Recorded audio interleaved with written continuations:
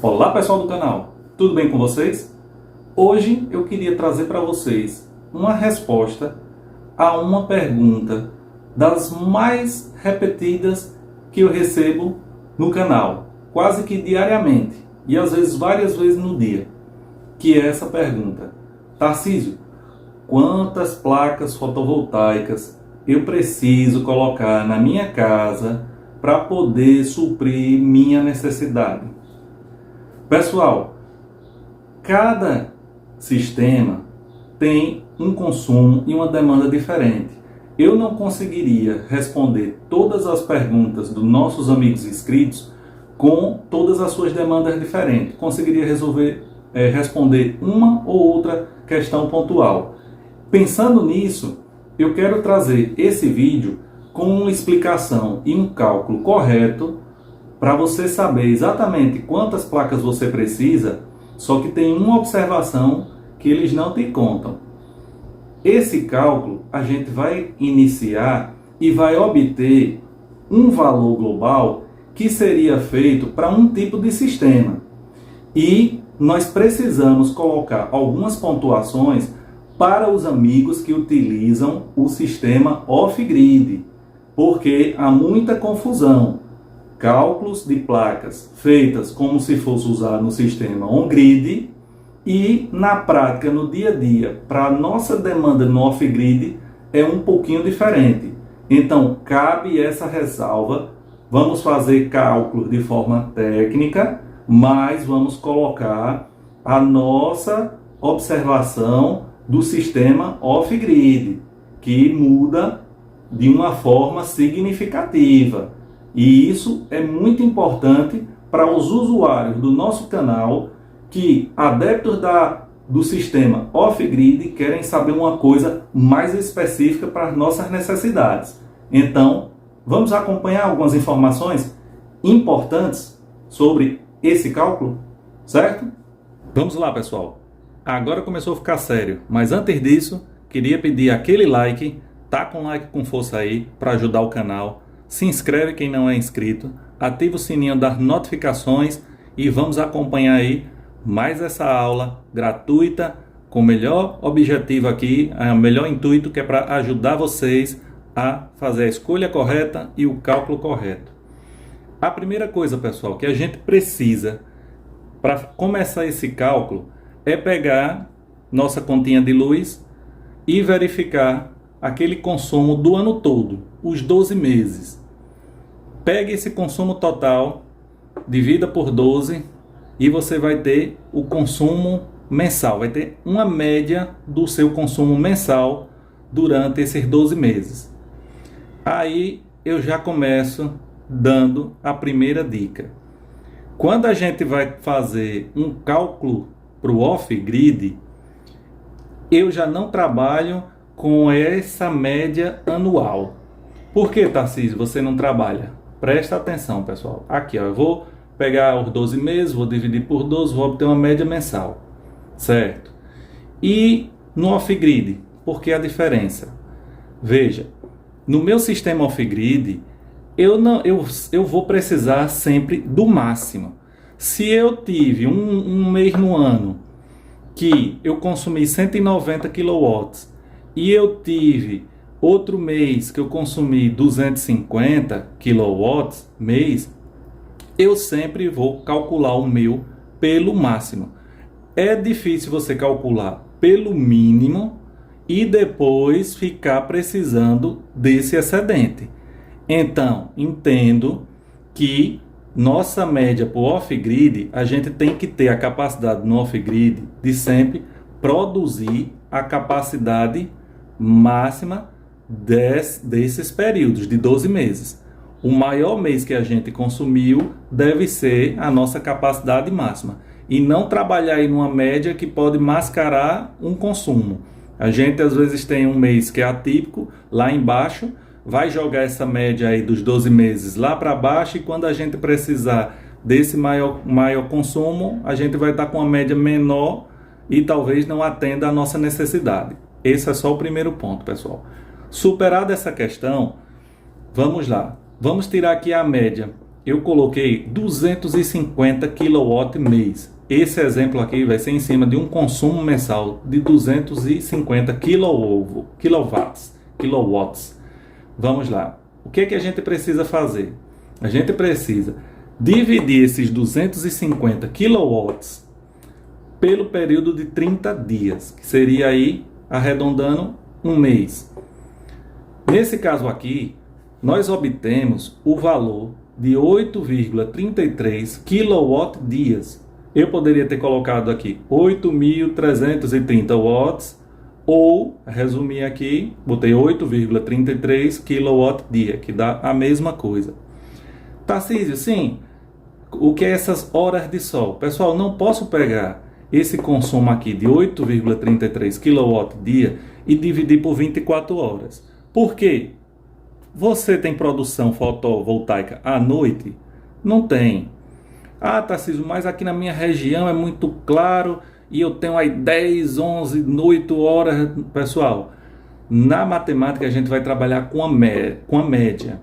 E essas horas obtidas aqui são obtidas com institutos que fizeram levantamentos de acompanhamento diário, de acompanhamento mensal, de cada região, com uma inclinação específica. Houve um estudo para chegar nessas horas médias de sol, horas aproveitáveis.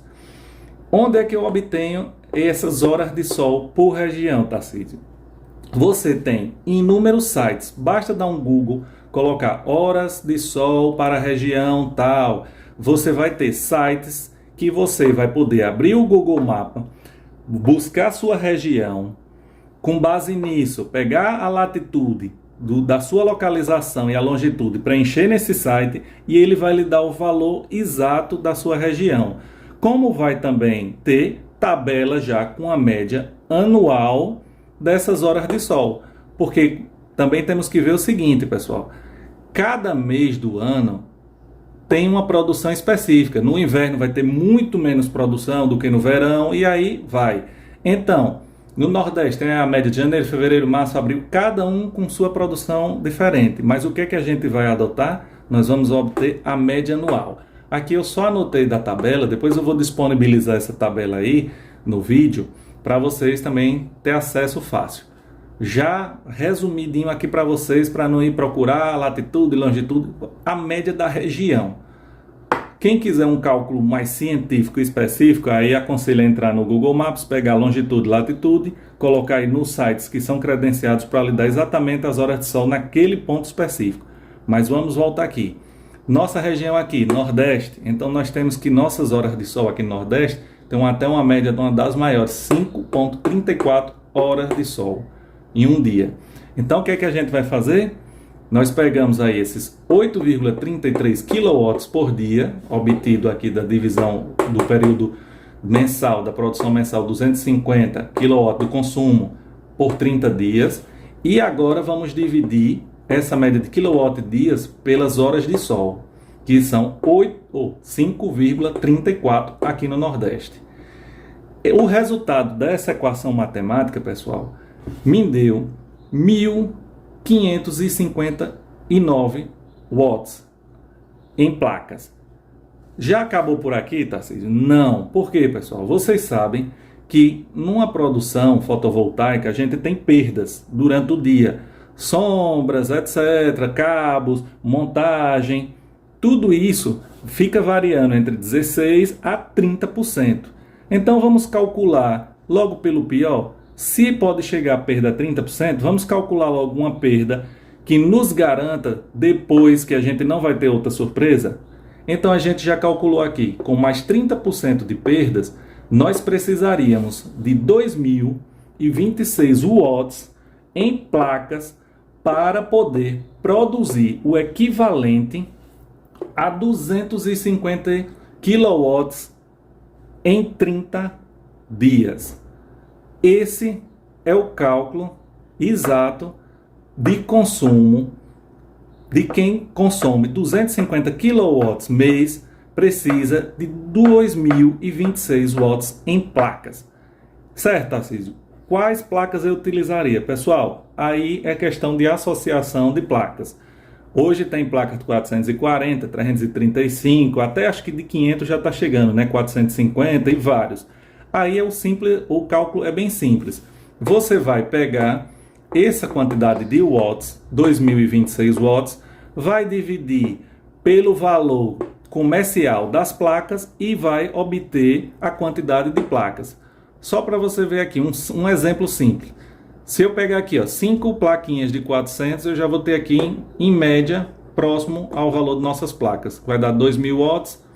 Se eu pegar 6 placas de 335 watts, eu também vou me aproximar desse valor que a gente precisa, de 2026. Aqui acho que vai dar 2.010 watts em placas.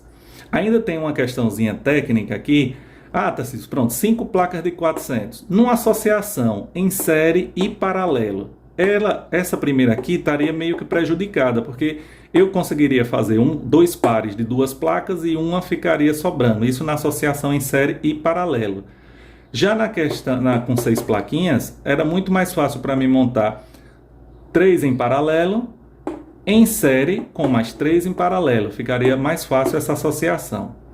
Tarcísio, resolve nossa questão. Agora eu sei quantas placas eu preciso para o meu consumo de 250 kW.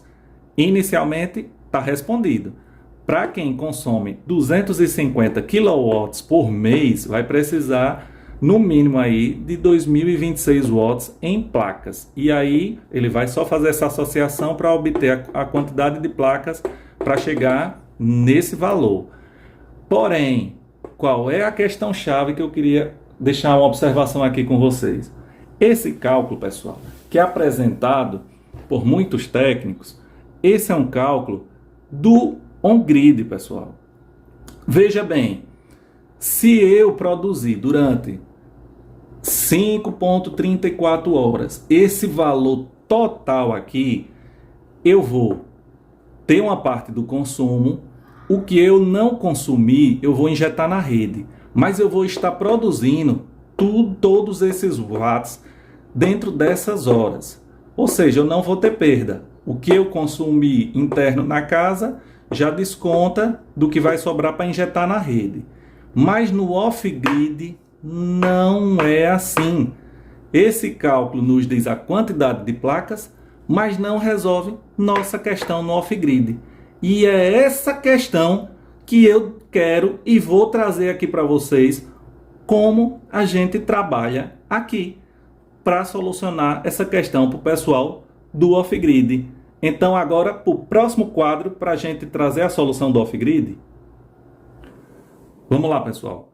O sistema off-grid aqui, para essa análise de quantas placas eu precisaria, eu fiz uma divisão em 3 sistemas. O sistema off-grid 1, que seria o sistema que tem prioridade de consumo de sua carga durante o dia. Durante a produção fotovoltaica, ele está lá com todos os aparelhos ligados, churrasqueira, panela elétrica, máquina de lavar. Beleza? As cargas pesadas, que seriam cargas pesadas? Chuveiro elétrico, ar-condicionado, não estariam conectadas no sistema off-grid, estariam no sistema da concessionária. A descarga, Tarcísio, das baterias, quase nenhuma. Uma descarga muito leve das baterias. Terminou a produção solar, começou o início de tarde, iniciou à noite. Quando as baterias chegarem a 12,4 ou 12,5, o sistema transfere para a concessionária e deixa minhas baterias quase carregadas.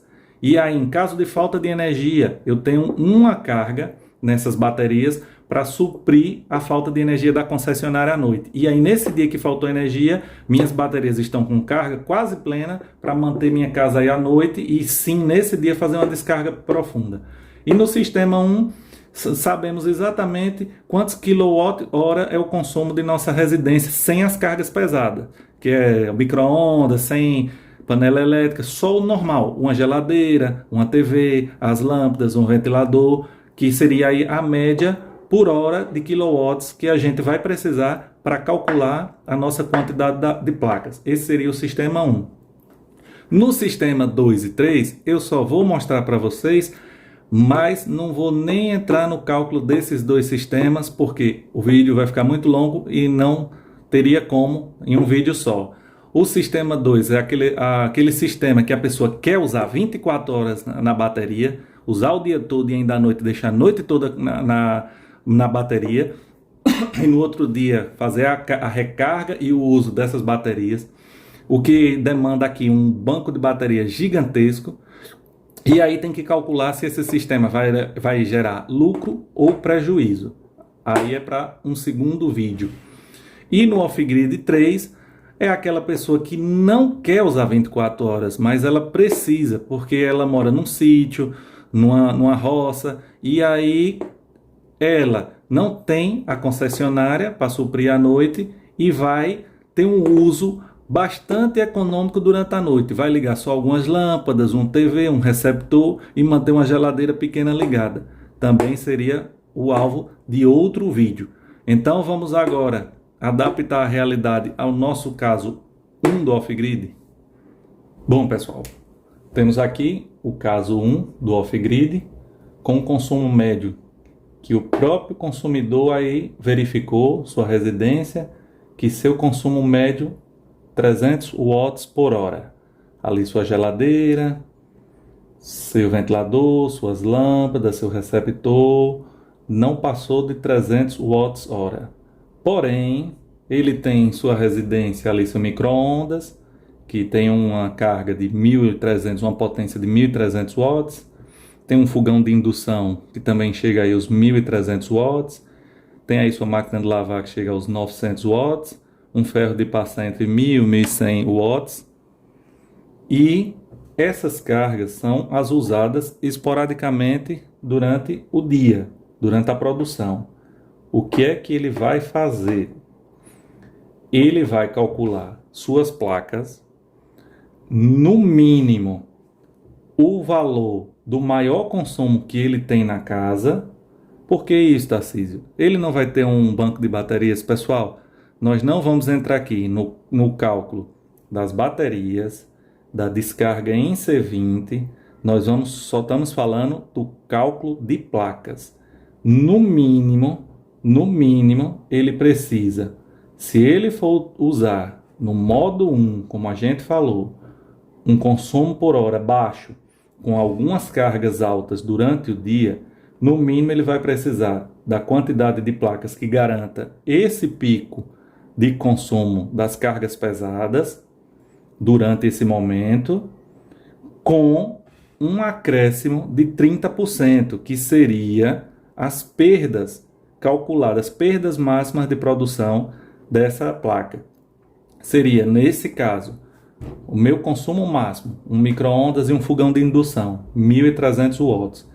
Calcularia os 30% de perda em cima dos 1.300 watts, que dá 390 watts, e aí eu teria, no mínimo, 1.690 watts em placas. E aí só ia fazer minha associação, para garantir que durante o dia eu pudesse usar todas essas cargas sem forçar meu banco de baterias, e que o banco de baterias fosse utilizado apenas e somente nos momentos de sombra, que as placas não pudessem suprir essa demanda.